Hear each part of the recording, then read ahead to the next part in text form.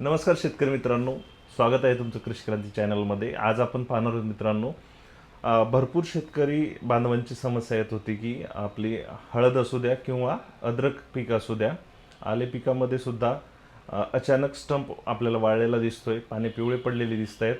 तर आपण एखाद्या डायरेक्ट निकषावर जाण्या अगोदर भरपूर प्लॉटमध्ये असं आपल्याला जाणून आलं की रायझोम फ्लाय म्हणजेच कंदमाशीच्या प्रभावामुळे ही जे सड लागत आहे किंवा जे कंदामध्ये अळी होत आहे, तर कंदमाशीचा प्रभाव आहे. आजच्या व्हिडिओमध्ये आपण संपूर्ण डिटेल कंदमाशीबद्दल पाहणार आहोत. त्या अगोदर जर कृषी क्रांती चॅनलला फॉलो केलं नसेल तर फॉलो करून घ्या.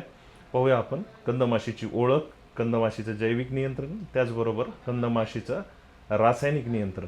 मित्रांनो, कंदमाशी जर साधारण आपण बघितलं तर ऑगस्ट मध्यापासून म्हणजेच 15 ऑगस्ट ते 15 ऑक्टोबर या कालावधीमध्ये कंदमाशीचा जो वावर आहे आपल्या शेतावर तो जास्त प्रमाणात दिसून येतो. त्याचबरोबर जर कंदमाशीचा विचार केला तुम्ही तर जवळपास 40 ते 60 दिवसाचा तिचा जीवनक्रम आहे. तर ओळख कशी करायची मित्रांनो? कंदमाशी मुंगळ्याच्या आकाराप्रमाणे एकदम सडपातळ दिसणारी, काळसर, जिचं शरीरापेक्षा पायांची लांबी जास्त आहे, जे पायांचे टोके आहेत ते पांढऱ्या कलरची दिसत असतील आपल्याला. त्याचबरोबर जे पंख आहेत तिचे ते पारदर्शी आपल्याला दिसतात. अशा प्रकारे कंदमाशी दिसते. ओळख झाल्याच्या नंतर आपल्याला पाहायचं आहे त्याचं आपण जैविक नियंत्रण कसं करू शकतो मित्रांनो.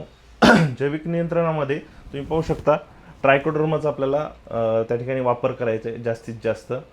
जैविक बुरशींचा आपण जास्त जर वापर केला तर संशोधनात असं आढळून आले की ट्रायकोडर्माचे जे स्पेशीज आहेत त्या बऱ्यापैकी जे जमिनीत कंदमाशीचे जे अंडी वगैरे आहेत त्यावर उपजीविकता भागवत असतात.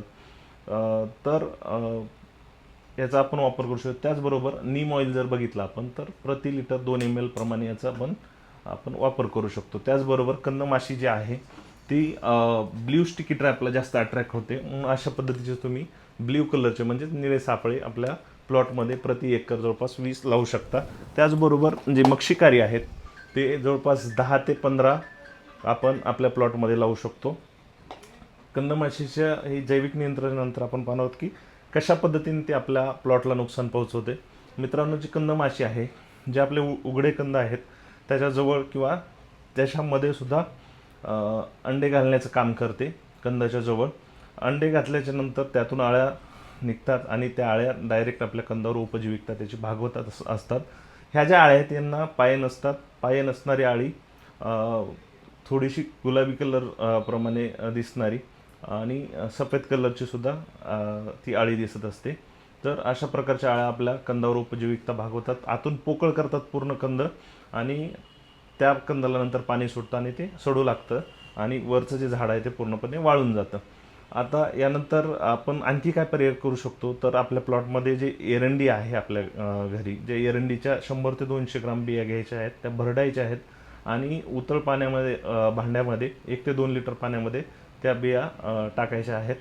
त्याचं काय होतं तर ह्या उग्रवासाला अट्रॅक्ट होऊन जे कंदमाशीचे नरभक्षक आहेत किंवा नर माशी आहेत तर त्या अट्रॅक्ट होतात आणि तिथं येऊन मरतात.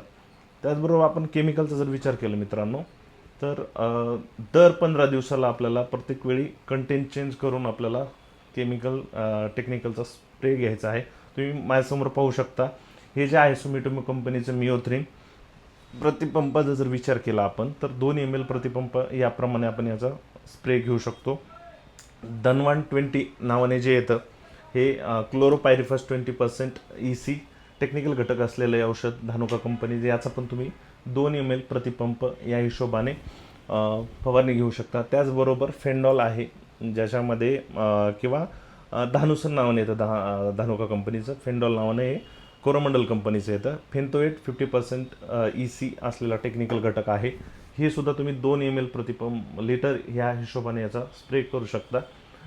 दर 15 दिवसाला मॉलिक्यूल चेंज करायचा आहे. जवळपास आपल्याला 2 महिने हे आलटून पालटून याचा स्प्रे घ्यायचा आहे. त्यानंतर बायर कंपनीचं सोलोमन आहे, याचं सुद्धा 1.5 ते 2 ml आपण त्या ठिकाणी त्याचा स्प्रे घेऊ शकतो. मित्रांनो, वेळीच जर तुम्ही कंदमाशीची ओळख जर तुम्हाला झाली नाही किंवा तुम्ही जर लक्ष दिलं नाही तर 40 ते 50% पर्यंत आपलं नुकसान होऊ शकतं.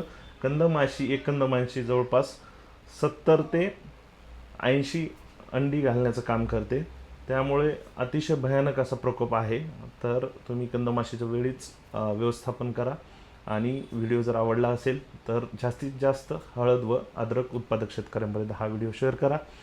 अशाच महत्त्वपूर्ण माहितीसाठी आपल्या कृषी क्रांती चॅनलला फॉलो करा. भेटूया पुढच्या व्हिडिओमध्ये. धन्यवाद.